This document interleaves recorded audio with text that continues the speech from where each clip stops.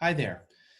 I'm going to talk now about the second part of your reading in Hegel's introductory lectures on aesthetics, which is concerns the topic, the end of art. Very curious notion, very distinctive of Hegel and his philosophy of art.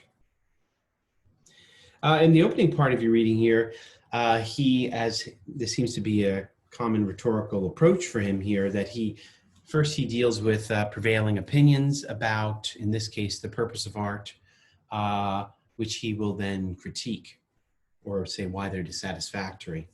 The first he deals with, the first idea of or claim about the goal or purpose of art, is that art is principally imitation of nature.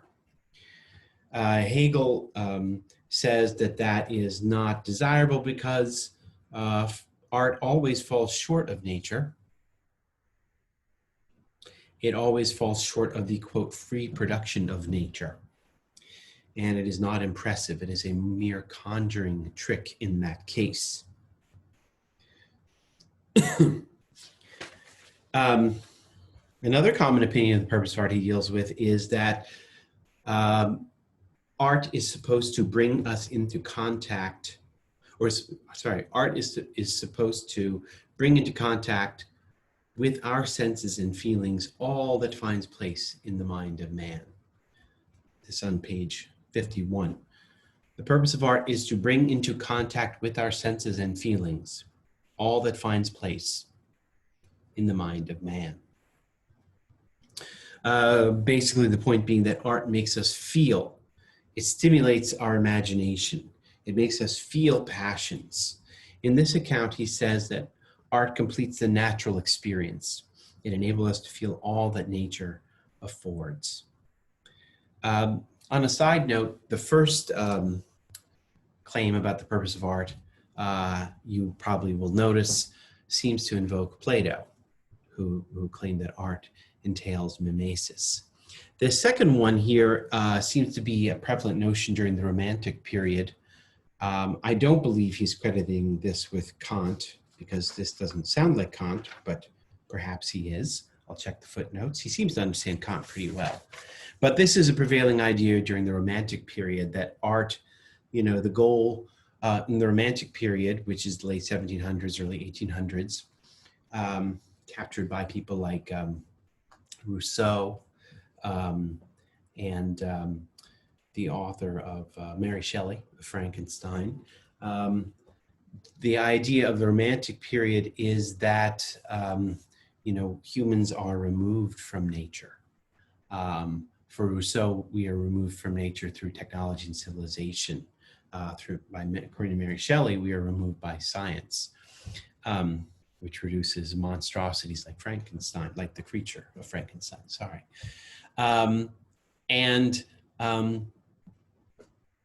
the idea was, or the hope during the Romantic period was that art could be that bridge that helps us experience, or as Hegel puts it, completes the natural experience, and will enable us to feel everything that nature affords. Hegel is not impressed by this either. He said it's still based on the idea of art as imitation of nature, and is still subject to similar failings as mimesis, that thesis. He says it still sets before art a, quote, task that is purely formal and would have no certain or specific purpose. He envisions that art will have a more specific purpose. This is too general, too vague, too wishy-washy. A third common view of the purpose of art, or the end of art, is that art, quote, mitigates the fierceness of the desires. This leads Hegel to ask the question, how is art to do this? How does it mitigate the desires? Basically says that art supposedly separates the individual from his passions. It offers a kind of detachment where we can study them dispassionately. It severs the oneness of the I from its desires. That's on page 54. In that regard, art gives a person perspective on his passions. It inserts a kind of distance. He also ties up with this theory the idea that art is therapeutic, art is cathartic. That specific view is credited to Aristotle. There are many philosophers who have argued the other portion of this thesis, namely that art has an important pedagogical role, an important moral role.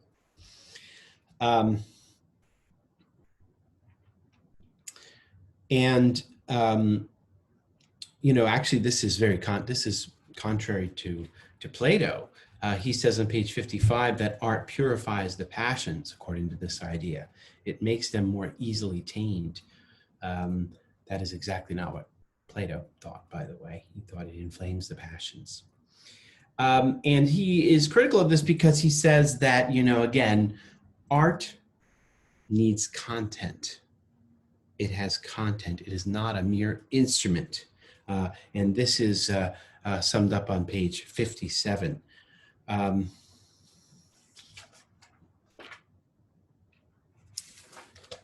Good.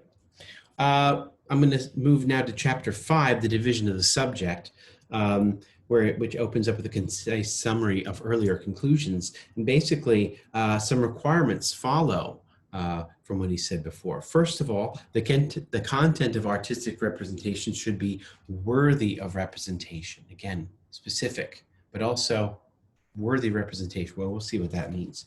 Secondly, the content of art should not be something abstract in itself, but of a concrete nature. So worthy and concrete. And that's this leads to his main thesis here in page 78, which I will just call your attention to. He says, this is section, oh gosh, let me see if I can get my Latin numbers correct. That is 49. XC1X 49.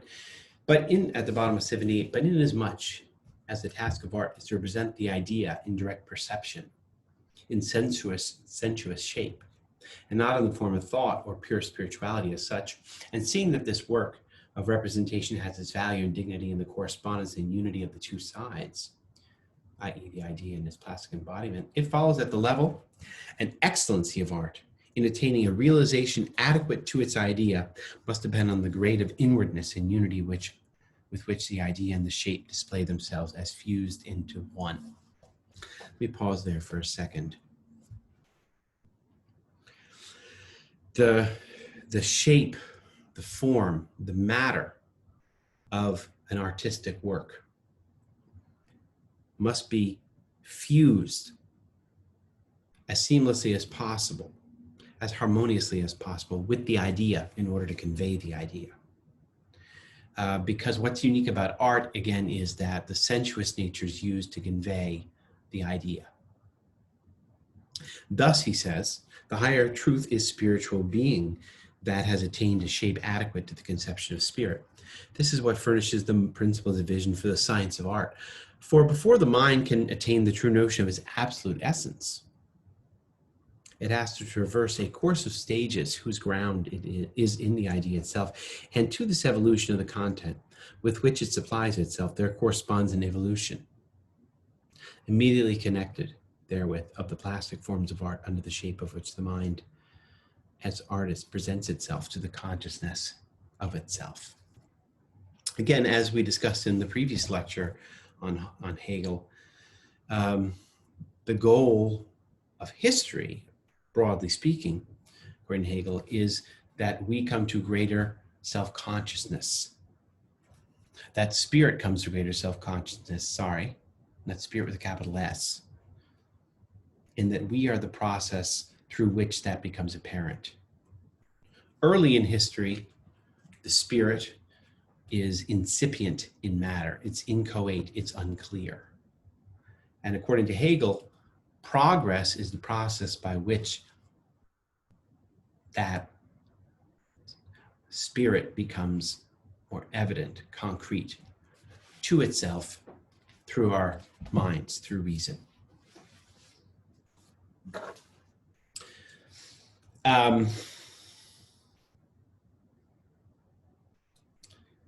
So art is always for an audience. It asks a question. It makes a point. It utters something true about the nature of spirit of God. It utters something true directly or indirectly. It may ask the right questions to make us conscious of spirit. But he says art is not the highest mode of apprehending the spiritually concrete. Okay? And there is, it seems, a standard for grading art in this vein. To approach higher levels of excellence involves an evolution in art, an evolution towards self-consciousness. So Hegel is the one who, is peculiar in the history of philosophy of art because he talks about progress in art. There is progress in science. People don't dispute that. That is a commonly accepted idea. But Hegel is unique in that he proposes the idea that there's also progress when it comes to art, and not only that, progress in the in the media of art. There's progress in terms of artistic media. Let me move into that section now. So the second portion of the science of aesthetics, starting on page 82, is the types of art.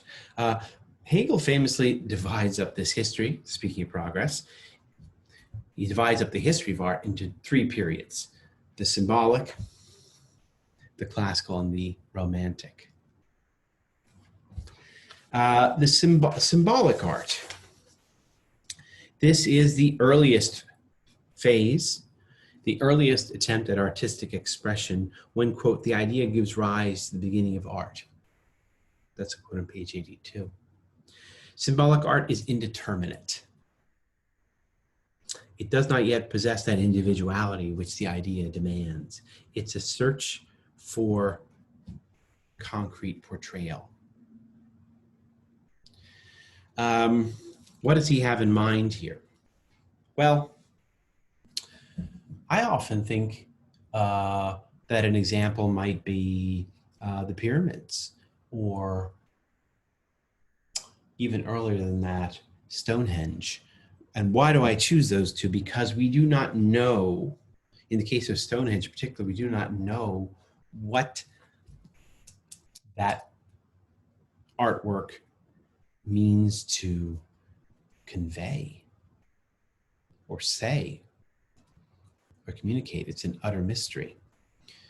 And so I think that is what Hegel has in mind here. The spirit is, again, inchoate. It has not yet become articulate. It has not yet become articulated. It has not yet become specific. It is implicit and therefore undecipherable.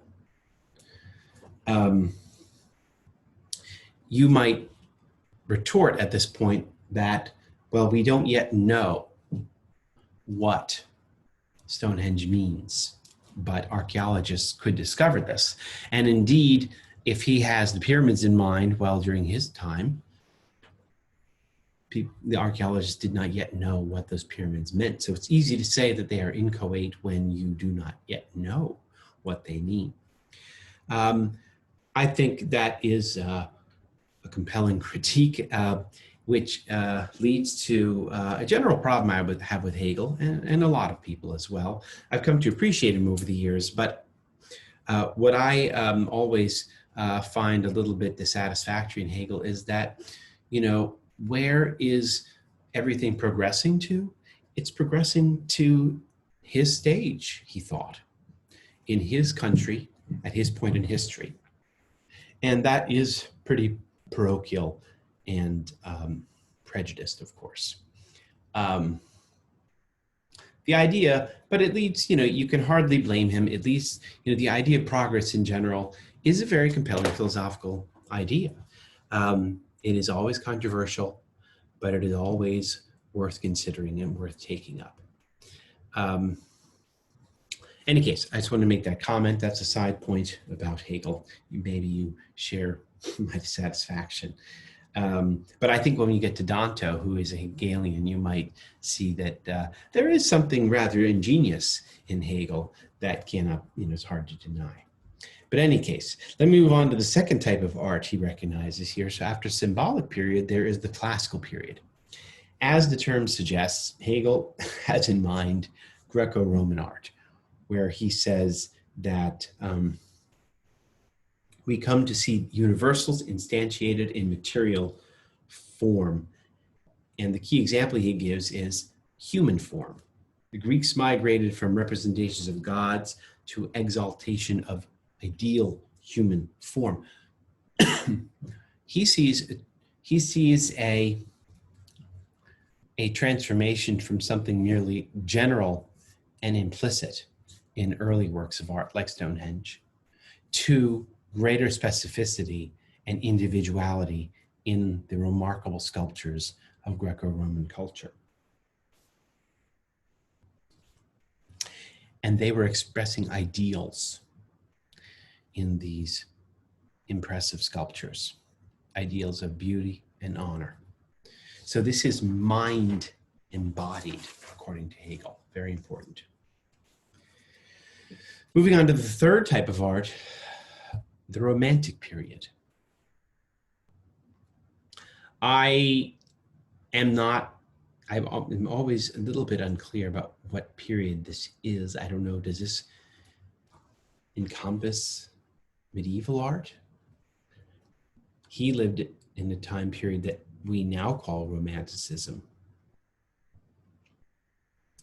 But he does describe the transition from, but maybe we should think about it more expansively than just the Romantic period, because he says the transition from classical to Romantic art is like the difference between the Greek and the Christian gods. And of course, in his mind, the great difference between the Greek and the Christian gods is one of abstraction. The Greek gods, even while they displayed certain ideals, as we all know, they were limited and they were prone to human foibles. Zeus had a temper. He was easily tempted. The gods get jealous and they fight. The Judeo-Christian God, or the way that Hegel reads the Christian God or the biblical God, is that you have a transition from something more, you have a transition to greater abstraction.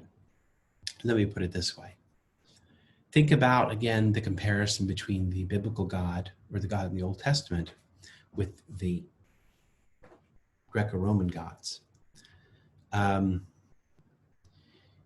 You could argue, or I suspect Hegel was understanding the Old Testament as this is people, in this case the Jewish peoples, becoming aware of the unitary God.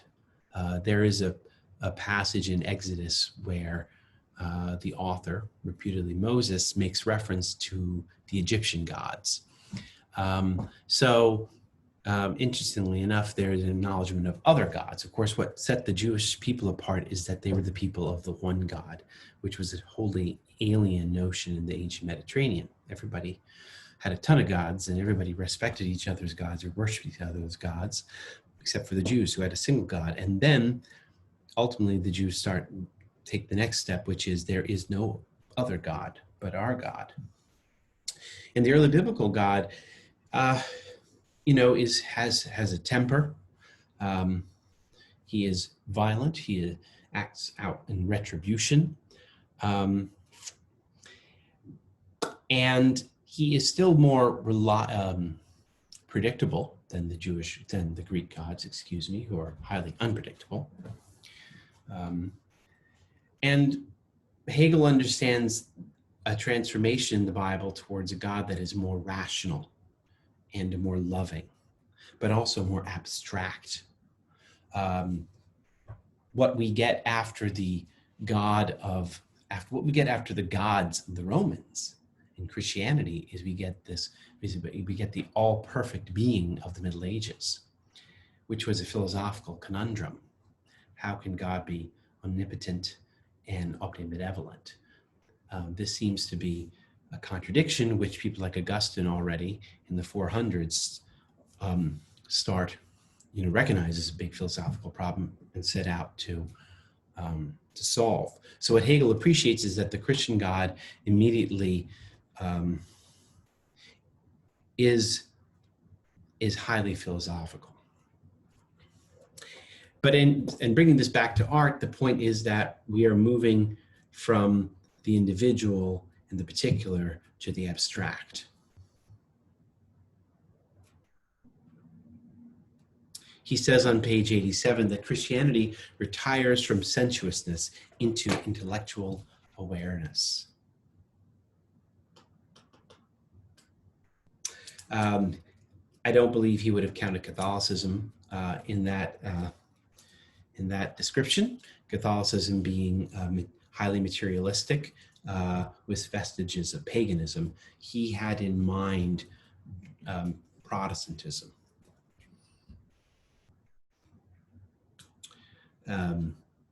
I think, for example, of the Dutch Reformed churches that I visited in Holland, where the walls are sparse and white.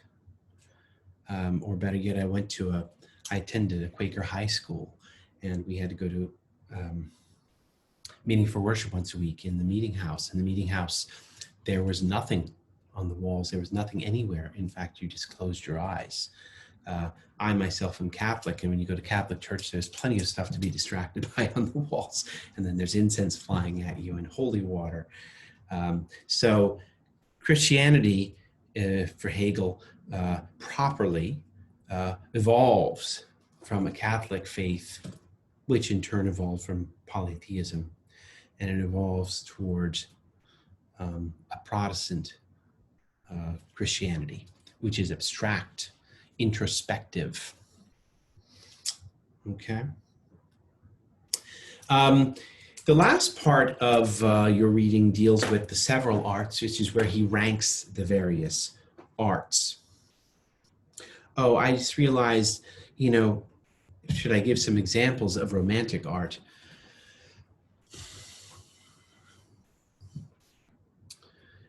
I think, well, the artist that I often speak of with my students my art students, is an artist by the name of Caspar David Friedrich. Maybe I'll include some pictures for you of his work. He is a traditionally romantic artist. He is considered right in that period and really exemplifies that period to art historians. He portrays pictures of nature, but also nature that is almost haunted. There's a famous painting in particular of the ruins of a monastery in a forest. And I think, how that fits Hegel's idea is that, properly speaking, as Christianity advances and progresses, there should be no mediation at all. Catholicism is a mediated faith. Protestant Christianity is not. As Luther has it, you are your own priest.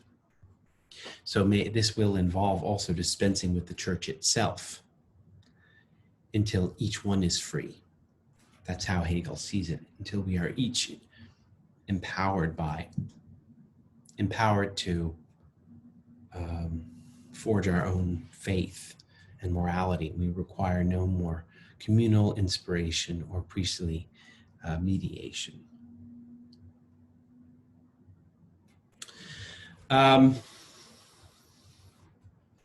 Good.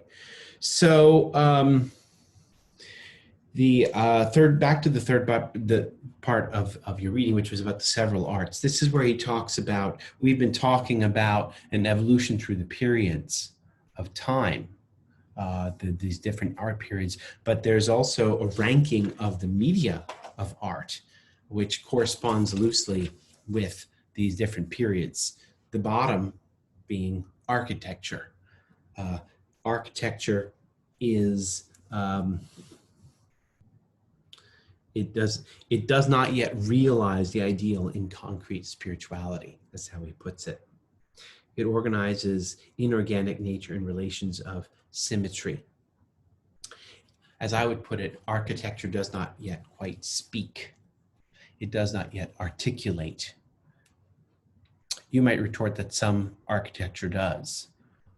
So what Hegel would say to that is that maybe there should be a ranking within types of architecture. But as in general, art does not articulate. Architecture is not specific.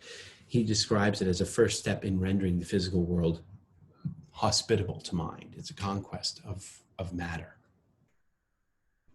The next step up you have is sculpture.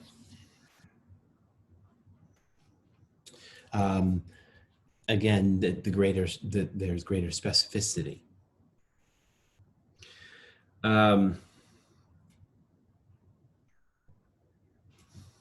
He talks about the romantic arts in general as the next stage. These include things like painting, music, and poetry. They are, quote, adapted to subjective inwardness. They lend themselves to abstraction, contemplation, intellection. Painting, he calls it visibility as such, which is a really weird definition. It is a progression into greater abstraction. It liberates art from the sensuous. You see a landscape on a canvas. That is an abstraction. That's not the landscape itself, of course. A sculpture, especially the Greek sculptures, you know, they claim to be almost a stand-in or replica of a human being. A painting of a landscape does not claim to be a replica.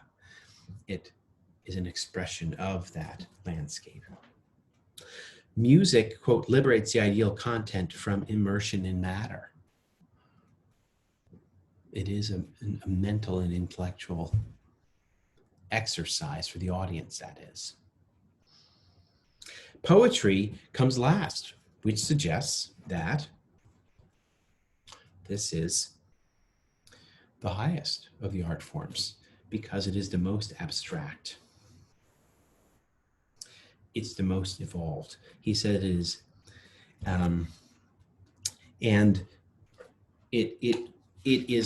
poetry is closest to philosophy in his view, which is why it is the highest, because philosophy is no art at all. Philosophy is explicit. It makes explicit about the idea or spirit what art does implicitly. And poetry is that last stage before you reach philosophy because it is the closest to that kind of explicitness. And there you have it. Okay. I hope this lecture was beneficial for you. Please let me know if you have any questions. I believe I included an essay by Michael Inwood, which is an excellent companion to this passage in Hegel. All right, bye.